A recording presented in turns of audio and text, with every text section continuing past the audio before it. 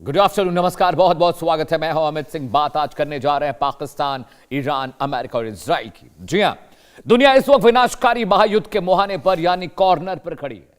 Washington से लेकर Tehran तक बारूदी चिंगारी सुलग चुकी है, जो कभी भी एक भयानक विस्फोट धमाके में तब्दील हो सकती है।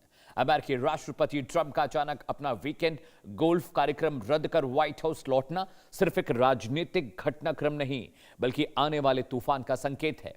माना जा रहा है कि वॉशिंगटन से लेकर तेहरान तक हलचल तेज है। पेंटागन के गलियारों में रणनीति बन रही है। व्हाइट हाउस में आपात बैठकों का दौर चल रहा है और इसी बीच ईरान ने भी खुली चेतावनी दे दी है कि अगर अमेरिका ने कोई बेवकूफी की तो जवाब ऐसा होगा जिसकी गूंज पूरी दुनिया सुनेगी। रिपोर्ट्स कह रही हैं कि अमेरिकी प्रशासन संभावित सैन्य हमलों की नई योजना पर विचार कर रहा है। कई वरिष्ठ सैन्य अधिकारियों ने अपनी छुट्टियां रद्द कर दी हैं। इसका मतलब साफ है, कुछ बड़ा पक रहा है। सवाल यह है कि क्या अमेरिका मध्य पूर्व यानी मिडिल ईस्ट में एक और आग भड़काने जा रहा है? क्या ट्रंप चुनावी दबाव और वैश्विक शक्ति प्रदर्शन के बीच ईरान पर बड़ा दबाव डालने की तैयारी पर है, बड़ा दांव खेलने की तैयारी में है? और सबसे बड़ा सवाल, अगर मिसाइलें चली तो क्या दुनिया तीसरे विश्व युद्ध जैसे खतरनाक मोड़ पर आकर खड़ी हो जाएगी? ये तमाम अहम सवाल है जिस पर हम चर्चा करेंगे, लेकिन ग्राफिक के जरिए आपको थोड़ा समझाते हैं कि मामला क्या है, जरा समझिए। जी हां, फर्स्ट ग्राफिक्स पर आते हैं, आपको समझाते हैं सीज फायर खत्म कैसे हो गया है और क्यों अब युद्ध की आहट सुनाई दे रही है। जी हां, ईरान ने अपना एयर स्पेस बंद कर दिया है। इसका मतलब यह है कि हवाई हमलों का खतरा सता रहा है, नोटम लागू हो गया है। अमेरिका इजराइल के हमले की आशंका के बीच एयर स्पेस ईरान ने बंद किया। दर्शकों, और युद्ध की आहट इसे जरूर समझिएगा। सैन्य विमानों और एयर एम्बुलेंस को उड़ान की सिर्फ इजाजत होगी, बाकी पैसेंजर प्लेन्स नहीं उड़ पाएंगे। सैन्य कार्रवाई का खतरा लग रहा है। 22 मई की रात से 25 मई सुबह तक नोटम प्रभावी रहेगा। नो फ्लाई जोन रहेगा ईरान। इसके अलावा इंटरनेशनल एयरलाइंस को अपना रूट तब्दील करने और बदलने की सलाह दी गई है, यानी जंग की आहट बहुत करीब है। जी हां, ऑपरेटर्स को एयर स्पेस में अलर्ट रहने की एडवाइजरी दी गई है। जितने भी एटीसीज हैं आर्मी के, एयरफोर्स के, उन सबको कहा गया कि आप बिल्कुल सजग रहिए, अलर्ट रहिए। बीते 24 घंटे का आपको एक बार मैं अपडेट बताता हूं दर्शकों, उसके बाद हम पैनल की तरफ जाएंगे। सऊदी अरब, यूएई और कतर ने ट्रंप से अपील की है कि भैया बातचीत से मामले को आप समझदारी से निपटाइए, एग्रेसिव मत हुई। ईरान पर हमला न करने और युद्ध की जगह कूटनीति अपनाने की अपील कतर, सऊदी अरब जैसे मुल्क लगातार अमेरिका से कर रहे हैं।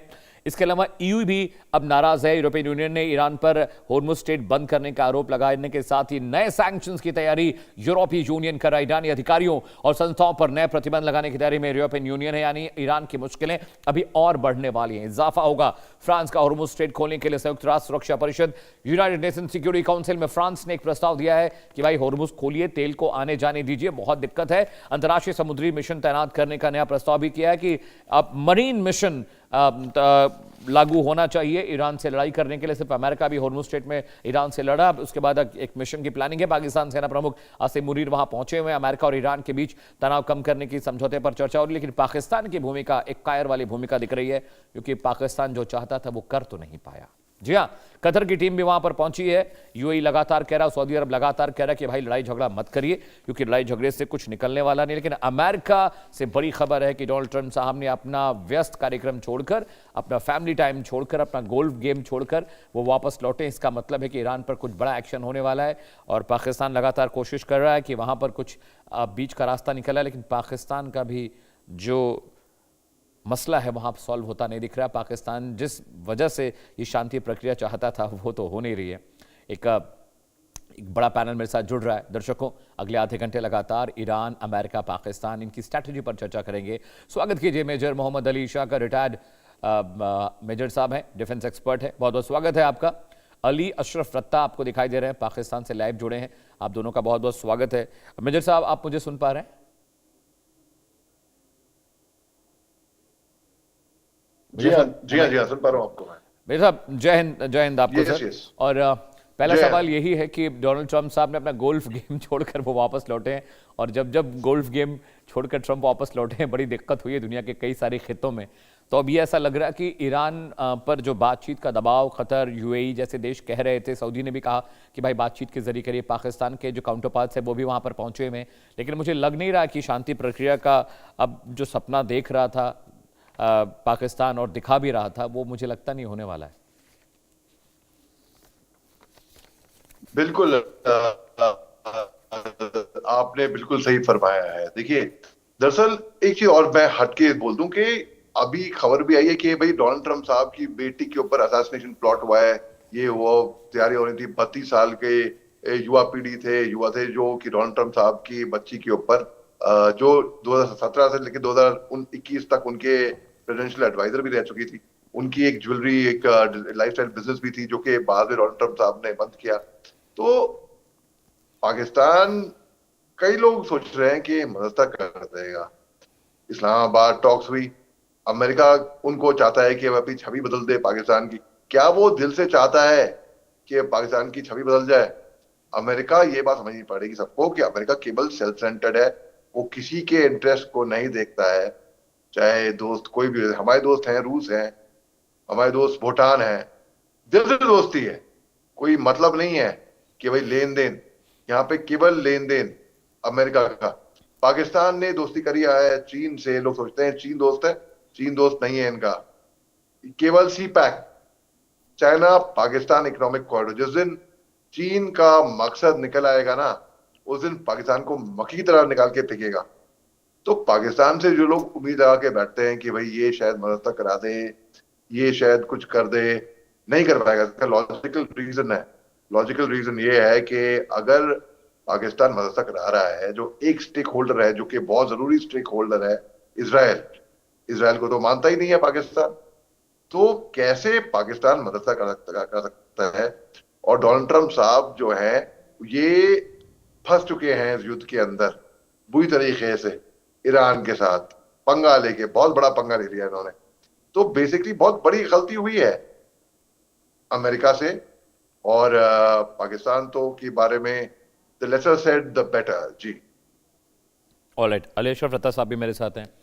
रत्ता साहब, पाकिस्तान, मैं ये नहीं कह रहा हूँ कि पाकिस्तान ने कोशिश नहीं की, ईमानदार, पाकिस्तान ने बहुत कोशिश की, शहबाज शरीफ साहब ने, मुनीर साहब ने, कि ये जो तनाव है, ये जो स्ट्रेस है, ये कम हो जाए। लेकिन दो चार घटनाएं ऐसी हुई रत्ता साहब कि आप अमेरिका वहाँ पर मामला टाइट कर रहा है ईरान का, और आपके पाकिस्तान में सड़कों के रास्ते ईरान का माल आपके कोस्टल एरिया से ईरान पहुँच रहा है।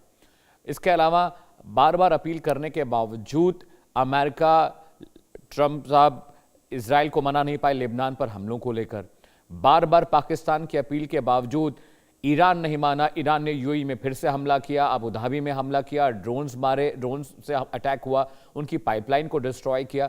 तो आप जो कोशिश कर रहे हैं, मैं बिल्कुल उस पर सवाल खड़े नहीं कर रहा हूं, वो एक ईमानदार कोशिश है, लेकिन क्या पाकिस्तान को भी समझ में आ जाना चाहिए कि उनकी नहीं चल रही है, पाकिस्तान को नहीं सुना जा रहा है?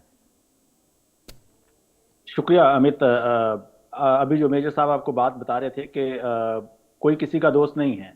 एक्चुअली उन्होंने तो पाकिस्तान का कहा कि चाइना पाकिस्तान का दोस्त नहीं है। एक्चुअल में ये दुनिया, लेकिन अगर थोड़ा रियलिटी को देखें तो दुनिया के अंदर कोई भी मुल्क दूसरे मुल्क का दोस्त नहीं है, बल्कि अब वो अपने इंटरेस्ट का दोस्त है। चाहे वो पाकिस्तान है, चाहे वो इंडिया है, चाहे any country in the world. So America अपना इंटरेस्ट देख रहा है, चाइना अपना इंटरेस्ट देख रहा है, पाकिस्तान अपना इंटरेस्ट देख रहा है। लेकिन अगर हम बिगर पर्सपेक्टिव में देखें इसको, तो पाकिस्तान जो है वो दुनिया का और इस रीजन का जो इंटरेस्ट है उसको भी देख रहा है। मेरा ख्याल है कि अभी जो एफर्ट पाकिस्तान ने की है, अगर हम उसको इनिशियल उसको स्टेजेस में अगर हम उसको बाइफरकेट करें या उसको कैटेगराइज करें, तो फर्स्ट स्टेज के अंदर जंग को रुकवा देना एक बहुत बड़ी कामयाबी थी, एक छोटी कामयाबी नहीं है।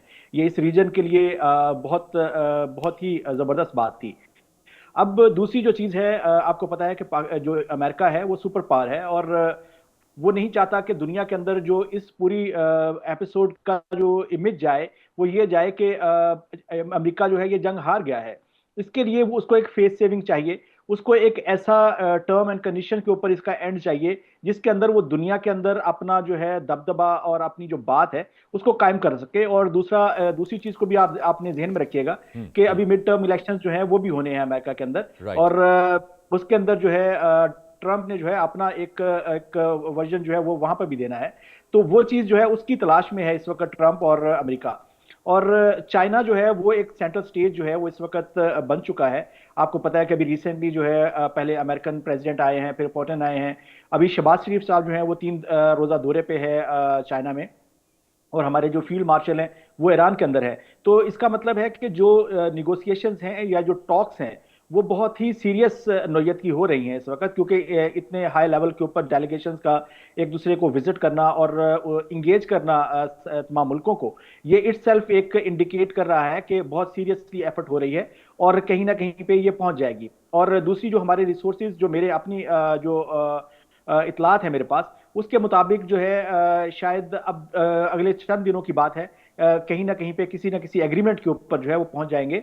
और अमेरिका ने कहीं ना कहीं पे लीनियंसी शो की है और वो चाह रहा है कि चले कुछ हासिल नहीं हो रहा तो कुछ ना कुछ तो हासिल हो जाए।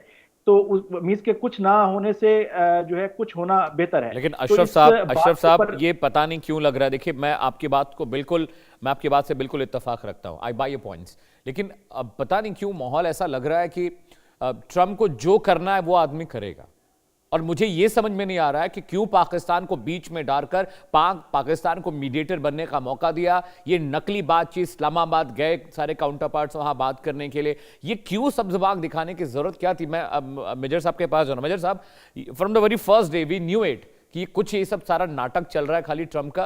इस्लामाबाद में डेलीगेट्स जा रहा है बात करने के लिए, फिर जेडी वेंस दोबारा वहां गए नहीं, फिर अमेरिकी डेलीगेशन आधे रास्ते से वापस लौट आया, बोले कोई 17-18 घंटे फ्लाई करके नहीं जाएंगे, फोन से भी बात हो सकती है। ये सब सब्ज़बाग दिखाने की क्या जरूरत है? क्यों पाकिस्तान को मीडिएटर बनाकर रखा, ये जानते हुए कि पाकिस्तान जो खुद का मुल्क संभाल नहीं पा रहा है, खुद की अपनी उनकी इकोनॉमी बहुत फ्रेजाइल है, वहां पर बहुत सारे उनके पास टास्क हैं, बहुत चैलेंजेस हैं, अपनी कंट्री को उनको बचाना है, इकोनॉमिक रूप से भी करना है। वहां पर शिया सुन्नी विवाद चल रहा है, तहरीक तालिबान वहां पर है, बलूच विद्रोही वहां पाकिस्तान को परेशान कर रहे हैं, इतनी सारी उनकी डोमेस्टिक इश्यूज हैं। उसके बाद ये नकली, ये कागजी बातें क्यों कराई फिर अमेरिका ने? क्या फायदा था इसका? जी अमित जी, आपने बिल्कुल सही, सटीक, एक्यूरेट अंदाजा लगाया है। बिल्कुल, देखिए कहते हैं हाथी के दांत दिखाने, आपको मैं दिख रहा हूं क्या?